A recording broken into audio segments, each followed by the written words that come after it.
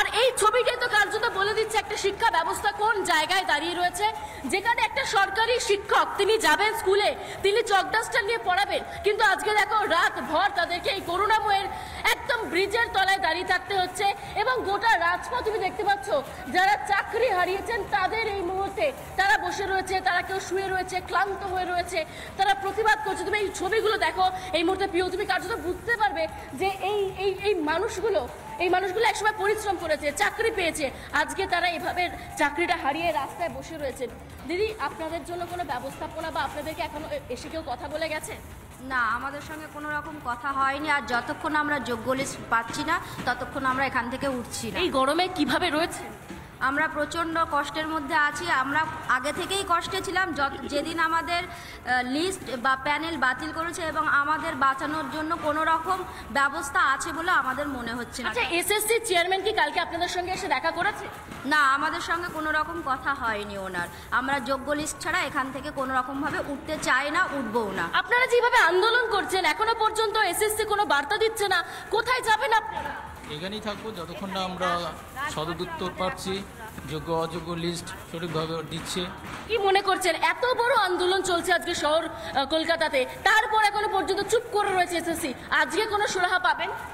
জানি না সুরাহা পাবো কিনা, তবে সুরাহা যতক্ষণ পাচ্ছি না ততক্ষণ আমরা এখানেই আছি। এই দিনটার জন্য পড়াশোনা করেছিলেন? তাই তো মনে হচ্ছে। আমরা কখনো স্বপ্নে ভাবতে পারিনি এই দিনের জন্য আমরা পড়াশোনা করেছি, এখানে আমাদের এসে রাত কাটাতে হবে, সারা রাত জেগে আছি আমরা। সারা রাত তারা জেগে রয়েছেন। তাদের বক্তব্যগুলো এইটা যে কেউ বলছে দুর্ভাগ্য পশ্চিমবঙ্গে জন্মগ্রহণ করা, তার কারণ শিক্ষা ব্যবস্থা আজকে রাস্তায় এনে দাঁড়িয়েছে।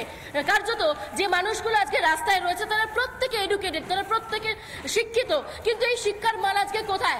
রাস্তায় নামিয়ে ছেড়েছে এই মুহূর্তে রাজ্য শিক্ষা দপ্তর। সেই ছবিগুলো এই মুহূর্তে তুমি দেখো পিউ, প্রত্যেকে রাস্তায় শুয়ে রয়েছে, তারা ক্লান্ত, তাদের চোখে মুখে ক্লান্তির ছাপ। একটা বায়ো টয়লেটের পর্যন্ত কোনো ব্যবস্থা নেই। প্রত্যেকে কেউ হাতে ভর দিয়ে কেউ শুয়ে রয়েছেন, কেউ বা পিলারে ভর দিয়ে শুয়ে রয়েছেন, রাত ভর তারা জেগেছেন, ক্লান্তি রয়েছে। তবে এই জায়গায় তারা আন্দোলন কোনোভাবেই ছাড়ছেন না। যে বায়ো টয়লেট নিয়ে আমরা কথা বলছিলাম, সেই বায়ো টয়লেটের পর্যন্ত ব্যবস্থা করা হয়নি। তাই মহিলারা এই মুহূর্তে যে কিভাবে এই মুহূর্তে রয়েছে একটু জানার চেষ্টা করি। দিদি, কিভাবে রয়েছেন? মহিলাদের তো সমস্যা থাকে, ভীষণ সমস্যা, টয়লেট নেই কোথাও। কালকে তো পরে এখানেই একটা জলপাইগুড়ি ভবন, ওখানে উনি খুলে দিলেন আমাদের জন্য, গেলাম, টয়লেটের ভীষণ অবস্থা। তারপর জলেরও খুব, খাবার জলের অবস্থা খারাপ ছিল, একজন তাও কালকে রাতে দিয়ে গেলেন জল। এভাবেই আছি আর কি। কিভাবে কতদিন জানি না, যতদিন লিস্ট না দেয় থাকতেই হবে আমাদের, কোনো উপায় নেই না আমাদের কাছে। Do or die, do or die, কোনো উপায় নেই, আমাদের থাকতেই হবে। এসএসসির চেয়ারম্যান কি আপনাদের সঙ্গে এখনো পর্যন্ত এসে কোনো কথা বলেছে? এত বড় যে আন্দোলন করছেন আপনারা। উনি নামেনি, কালকে আমাদের প্রতিনিধিরা গেছিল দেখা করতে। ওদের কাছেই তো বললো যোগ্য অযোগ্যের লিস্ট ওইভাবে দেবে না, ওরা ফার্স্ট টু থার্ড কাউন্সিলিংকে যোগ্য ঢোকে লিস্ট দেবে, ফোর্থ টু বাকি যারা ওদেরকে অযোগ্য। যদি থার্ড কাউন্সিলই দরকার পড়ে তাহলে এক্ষেত্রে আপনাদের 21 এপ্রিল কেন সময় দেওয়া হলো? সেটা ওরা বলতে পারবে। আমাদের 10 দিন নষ্ট করলো যে আমরা লিস্ট দেবো 10 দিন পরে এসে কালকে এই কথা বলছে। এখনো অবধি কিচ্ছু কথা বলেনি, কি করবে নেক্সট জানি না। আপনাদের অনেকেই বলছে এই মঞ্চ থেকে যারা স্কুলে যেতে পারবে তাদের বেতন দেওয়া হবে, তাহলে তাদের নাম কেন প্রকাশ করা হচ্ছে না? সেটাই তো, যোগ্যরাই তো স্কুলে যাবে, অযোগ্যরা। ওনার কথা অনুযায়ী থার্ড কাউন্সিলিং অবধি যারা তারা যোগ্য তারা স্কুলে যাবে, ফোর্থ থেকে বাকি সবাই অযোগ্য, তারা স্কুলে যাবে না, তাদের বেতন ফেরত দিতে হবে। এটাই সাফাইকে কিভাবে দেখছেন? কিভাবে দেখবো, এটা তো মানে কি বলি আর, মানে ভাষা খুঁজে পাচ্ছি না।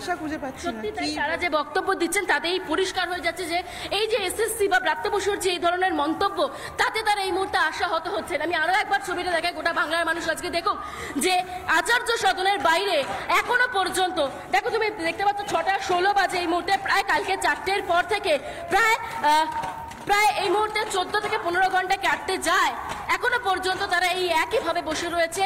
রাস্তার ধারে বিভিন্ন যে বাড়িগুলো রয়েছে সেখানে তারা টয়লেটের জন্য যাচ্ছেন এবং পানীয় জলেরও অত্যন্ত সমস্যা রয়েছে।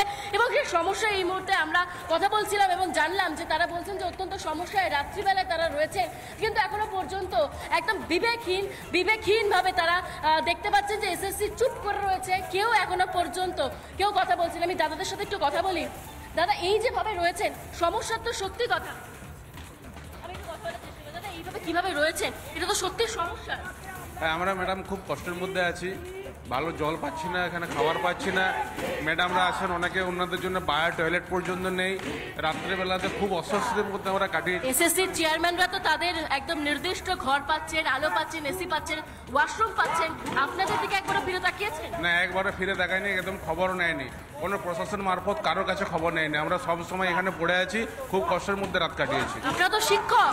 হ্যাঁ, আমরা চাকরিহারা যোগ্য শিক্ষক। এমনও নয় যে আপনারা চাকরি পাননি, আপনারা নিজেরা নিজেদের যোগ্যতায় চাকরি পেয়েছেন। সমস্ত যোগ্যতায় চাকরি পেয়েছি। আমাদের কাছে আমাদের লিস্ট আছে, যোগ্যতার প্রমাণ আমরা দিয়েছি।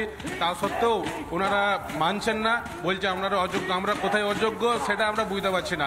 সেটা মাননীয় আমাদের চেয়ারম্যান এবং আমাদের মাননীয় শিক্ষামন্ত্রী প্রমাণ করে দিক এবং শিক্ষা দপ্তর প্রমাণ করে দিক।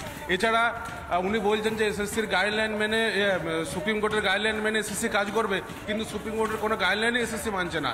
যারা অযোগ্য তাদের তো বলা হয়েছে 12% টাকা, 12% সুদ সহ টাকা ফেরত দিতে হবে, কিন্তু আজও তার কোনো নোটিশ বেরোলো না।